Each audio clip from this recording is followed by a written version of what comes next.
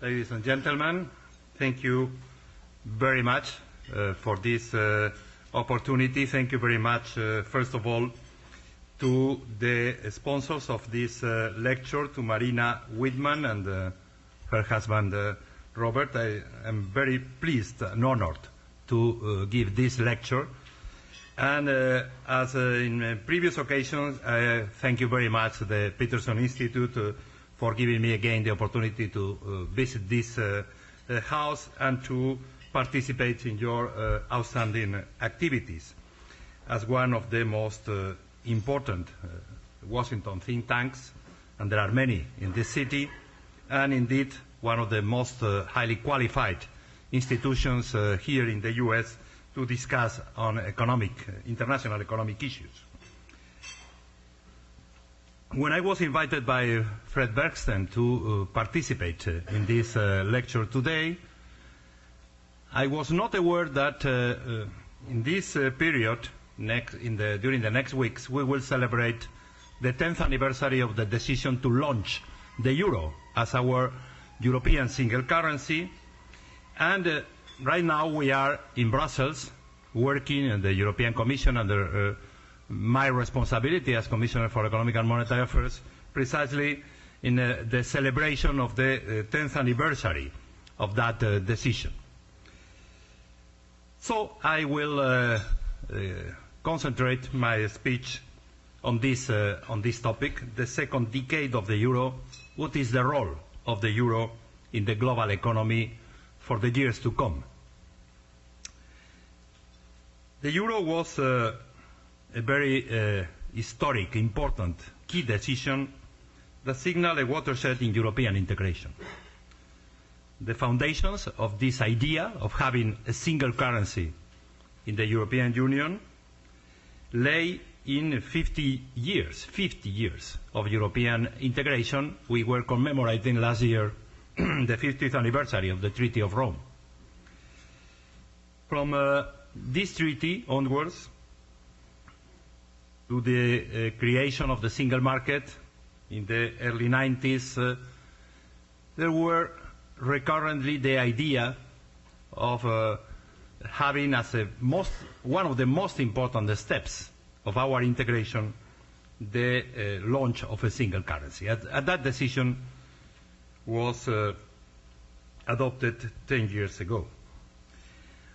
I am preparing a report, a bigger report that will be presented this next 7th of May to mark the achievements of the first decade of the Economic and Monetary Union.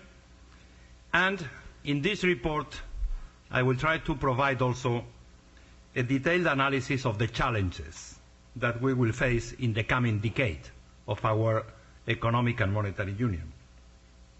This report aimed to stimulate further debate on euro area policy making. Therefore, where better than here at the Peterson Institute to give an early preview of our findings. I will review in this report the performance of the euro over the first decade and set out how new global trends are reshaping our future policy agenda for the Economic and Monetary Union. Let me first of all, before giving to you some of the ideas that we are preparing for this report, to recall what was the results, or what were the results, what were the achievements of this first decade. The introduction of the euro implied the beginning of a new era for economic policy making in the EU, with an environment calling for new arrangements for economic policy coordination among our member states. And the significance of this euro's launch goes far beyond its economic dimension. The introduction of our single currency was the crowning achievement of a hugely complex political, legal and technical process. It also sent a political signal to the rest of the world that Europe was capable of taking far-reaching decisions to define a common future for the continent, for a continent that had all too often suffered from wars and political instability. Of course, there were dissenting voices. I recall one economist describing the creation of the euro as, at best, an act of uncertain merit, and another, also economist, denouncing that the creation of the euro was a great mistake.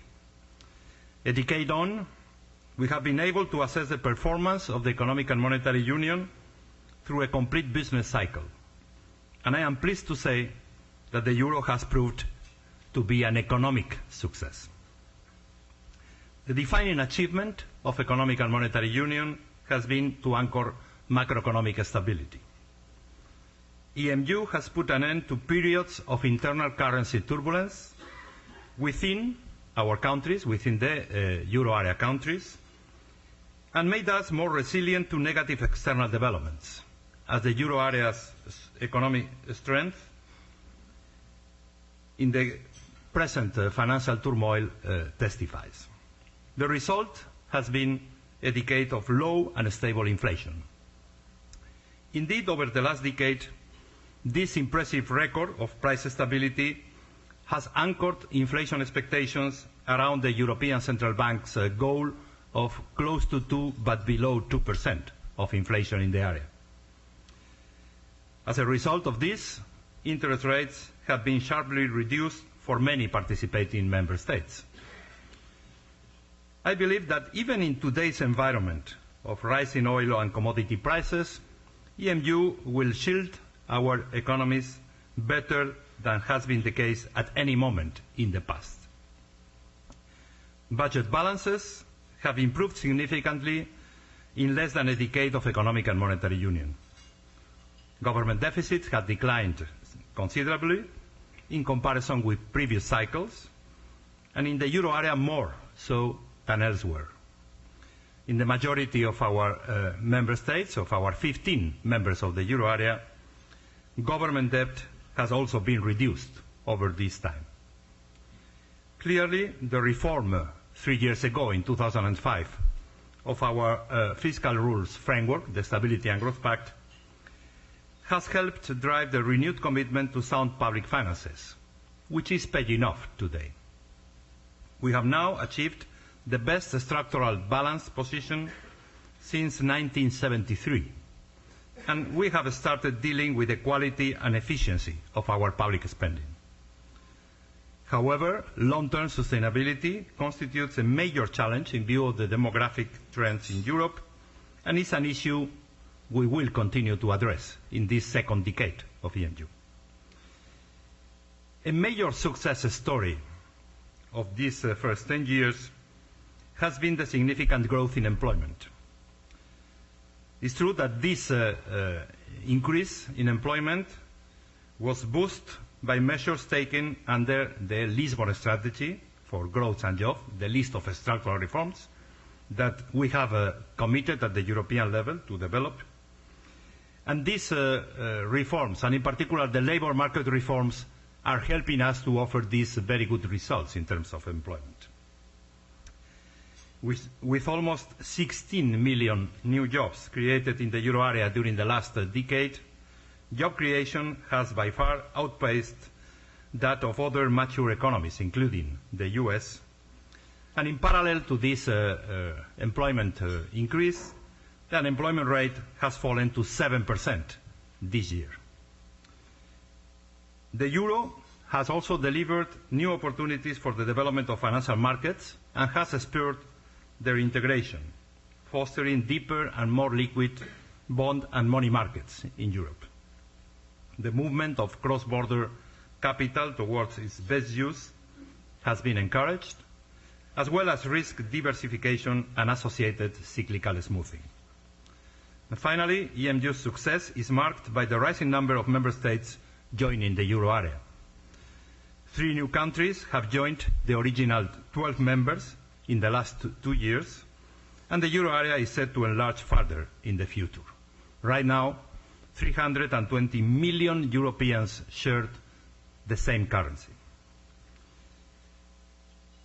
But at the same time, we acknowledge that our initial expectations has not been fully met.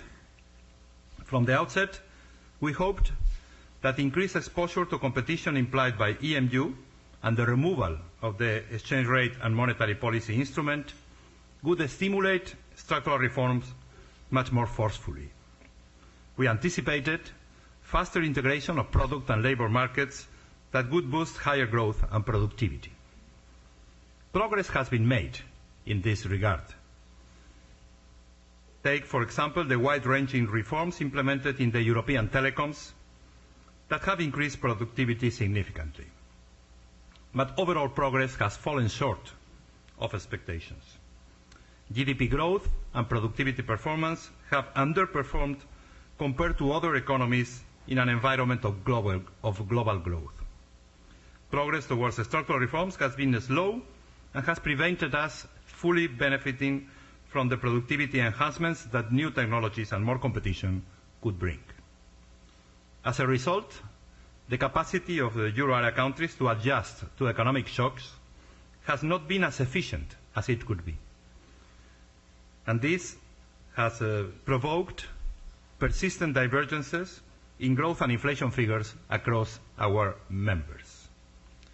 We clearly have to tackle the causes at the root of this insufficient progress in order to further strengthen the euro area economy. But our policy agenda is also shaped by the major shifts that are taking place in our economies and societies due to changes in the global landscape. When the founding fathers were preparing the framework for the economic and monetary union, they could not foresee the shifts in world economic power that would characterize the 21st century. Globalization is reshaping the architecture of the global economy. World trade has expanded at an unprecedented pace, and global financial markets have become increasingly integrated. Emerging economies are today the main engine of growth in the world economy. Their share in the total imports of advanced economies has risen from below 10% in the 70s to 45% today. China is already one of the largest economies in the world, and as the growth boom of Asia and Latin America continues, Western countries' share in world GDP will shrink accordingly. For emerging and advanced economies alike, globalization is an overwhelmingly positive process. It has drawn developing countries into the world economy and is acting as an unprecedented ladder out of poverty. Economic integration is opening new markets and bringing substantial opportunities for increased trade, growth, and efficiency gains. However, globalization also raises a number of urgent questions, such as how to balance deepening economic integration with concerns for growing inequality between countries and especially within countries, or how to tackle the rapid accumulation of global imbalances and the risk of their disorderly unwinding. Additionally, the rapid growth of the global economy means a scarcity of primary resources is becoming acute and is pushing up prices for goods such as oil and food. And these global price increases is contributing to inflationary pressures and pose challenges for the conduct of monetary policy in the euro area. Globalization is also putting pressure on competitiveness. Companies in the advanced economies must become better able to move production from sectors in which they are not globally competitive and invest in those where they can compete at the technological frontier. At the same time, the need to increase productivity and growth will become more urgent as our populations progressively age and we have less workers to support the growing number of people in retirement. And finally, the effects of climate change will entail social and economic costs worldwide. And while the EU is spearheading the global fight to reduce carbon emissions, our environmental reforms will impact on economic policy, at least over the short run. This new context is forcing all advanced economies to reconsider the way they developed their economic policy strategies. But the major trends I have just outlined, globalization, aging, pressures on commodity prices, climate change, pose particularly compelling policy challenges for the euro area. As a result, we are taking a fresh look at the euro area's policy agenda for the next years. And let me now set out the main areas for attention, starting for the domestic agenda. There are two key elements in our domestic agenda, to strengthen EMU's surveillance capacity and to allow greater coordination of economic policies in the euro area. Despite the good results in terms of lower deficits, fiscal discipline cannot alone diffuse risks that stem from the macroeconomic side. We need to maintain overall macroeconomic and financial stability. And some member states with sound public finances can still face large current account deficits or experience inflationary problems. Maintaining price stability is the primary task of the ECB, and its track record is very good in this respect. But governments should also take steps to counter inflation by avoiding procyclical fiscal policies, avoiding an excessive use of administrative prices and excise duties, improving competition, particularly in the non-tradables, and promoting policies that link wage developments to productivity. In the future, such considerations should be factored in the broader coordination of euro area economic policies. Similarly, while the synchronization of euro area economies has improved since EMU, the newly emerging external shocks will impact differently our economies. We have therefore to broaden the scope of our surveillance beyond the fiscal sphere in order to better anticipate and manage the risk of macroeconomic imbalances developing within euro area countries. In this environment, financial stability considerations should climb higher in our surveillance priorities. The new Lisbon Treaty, which will come into force next year, will increase the instruments for surveillance. Another element of our domestic strategy is to increase potential growth and smooth economic adjustments. For this, structural reforms are essential and pay a double dividend. First, they increase productivity.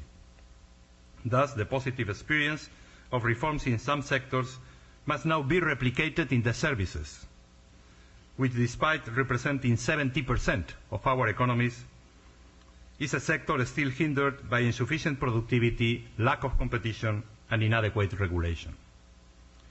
And second, structural reforms are vital in the euro area to enhance the capacity to adjust to economic shocks and changes in competitiveness, as this is no longer possible via the exchange rate instrument. Well-functioning financial markets can play a very beneficial role in smoothing adjustment to shocks, which is why EMU countries should be driving the process for deeper and more integrated financial markets in Europe. In general, there is a scope to build on the euro area recommendations in the Lisbon strategy, both to advance reforms at national level and to reap the benefits that can be derived from coordinating structural reforms in EMU. The economic governance of the euro area is central to delivering on this objective. The Eurogroup means the gathering of the 15 finance ministers of the euro area, plus the president of the ECB, plus the commissioner for economic affairs, can become an even more important motor for reaching consensus and agreeing common action on economic policy issues. Enhanced governance structures will also be crucial for moving forward on the external pillar of our policy agenda.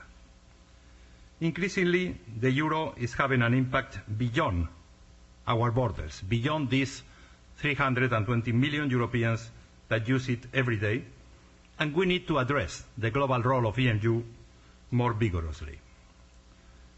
Let me now turn in this final part of my speech to the international dimension of EMU. This indeed is a familiar topic for many of you. Fred Bernstein and his colleagues are leading voices on the global importance of economic and monetary union. The euro was launched amid a vigorous debate over its potential to challenge the US dollar as a global currency. While opinions differed, I recall that in 1997, Fred Bernstein was already arguing that with the creation of a single European currency, the dollar would have its first real competitor since it took over from the pound sterling as the globe's dominant currency. He also argued that the political impact of the euro would be at last as great, predicting that a bipolar currency regime dominated by Europe and the US, with Japan as a junior partner, would replace the dollar-centered system that had prevailed for most of the past century. Today, we know that the euro has indeed become the second most important international currency after the dollar. The euro's international prominence clearly surpasses that of the Japanese yen, and indeed that of the pound, the British pound. And in fact, with the present exchange rates, the euro area GDP is higher than that of the US. In financial markets, the euro has seen a remarkable growth as a currency of issue for international bonds and notes. Euro-denominated international debt accounts for almost 49% of the outstanding stock of international bonds and notes. In global foreign exchange markets, the euro is the second most actively traded currency after the US dollar. The euro-dollar currency pair is the most actively traded pair in global foreign exchange markets, and it accounts for more than 1/4 of global turnover. Data on the currency composition of global foreign exchange reserves show that the euro now accounts for more than 26% of the total amount of these reserves in the world. And if we look at the main variables determining the international use of a currency, like the economic size and the significance of foreign trade flows, financial market size, liquidity and development, and the degree of price and exchange rate stability, the euro has further potential to rise in international prominence. So, in spite of inertia and the dollar's incumbency advantages, chances are that the euro will continue to advance its international role. The past decade has seen the emergence of new players in the global economy, and the international financial system has become increasingly multipolar in nature. Within this new landscape, the euro has become a valuable public good. The case for the euro area as a major actor in international monetary and financial relations is, in my view, clear. Our policy decisions have a global impact. This is a fact, and one that becomes more relevant with the growing international role of our currency.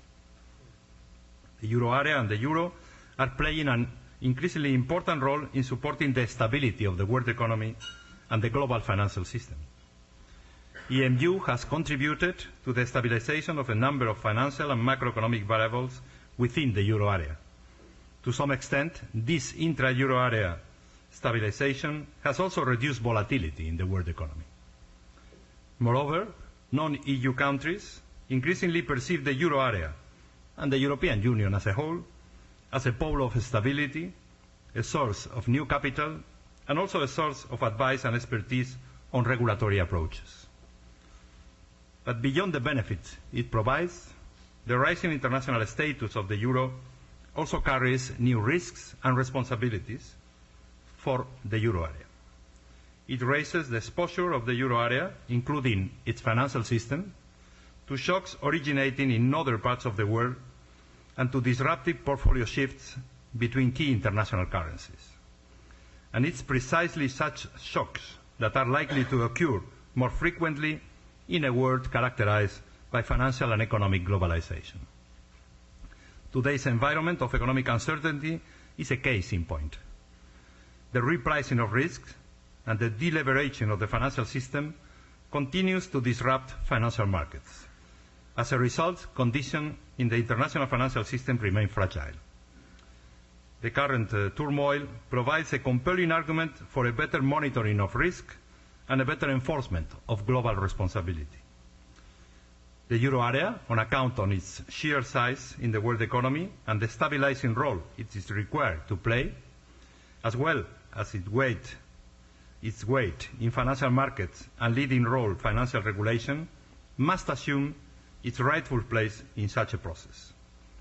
Whether it concerns financial sector stability, exchange rate policies, or fiscal surveillance, the euro area should make its voice heard in global debates which directly impact the euro area economy. For instance, today the most prominent issue to be tackled on the international front are the large current account imbalances in the global economy and the risk of the disorderly unwinding. Despite the fact that the euro area current account is broadly balanced, a disorderly unwinding could disproportionately impact our economy, with the exchange rate appreciating further against the US dollar. The euro has already contributed significantly more than its fair share to the ongoing global adjustment process. This is one example, I think a clear example, where euro area countries should naturally present a well-defined common position, a strong voice, strong single voice, and improve their external representation. Practically speaking, how should we achieve this objective? To begin with, the euro area should expand and make more use of its bilateral macroeconomic dialogues with strategic partners such as the US, Japan, China, and other important emerging economies. But for external action to be truly effective, euro area representation needs to move from fragmentation to consolidation in the IMF and in other economic and financial multilateral fora. This would strengthen the euro area's negotiating power and reduce the cost of international coordination. Ultimately, a single euro area chair in economic international fora remains the best solution. It's a natural consequence of a process of economic and monetary integration and would help the euro area play its full role in the resolution of global economic challenges. However, this is only half of the answer. The other half is an enhanced governance system within the EMU that would allow euro area countries to streamline policy position and speak with a common voice on global issues. Let me now conclude. The creation of the European single currency was a bold move without precedent in economic and political history. 10 years into its existence, it's evident that the euro is a major success and it's underpinning the prosperity of the European economies. For the European citizens, the euro is a tangible symbol of European integration, of our common values, and of our shared future. Our citizens consider the euro to be amongst the most positive results of European integration, surpassed only by the achievement of peace and free movement within Europe. EMU is hence an achievement of strategic importance for the European Union, and indeed for the world at large, in which Europe has become a welcome pole of stability. But with new challenges facing us, including a global landscape in transformation, the time has come to push forward our domestic and external economic policy agenda in order to deal with the challenges of the next decade and build on our achievements of the last century, of the last decade. EMU has accomplished a lot for Europe in a very short period of time, and we Europeans are confident that it will continue to do so in the future. Thank you very much.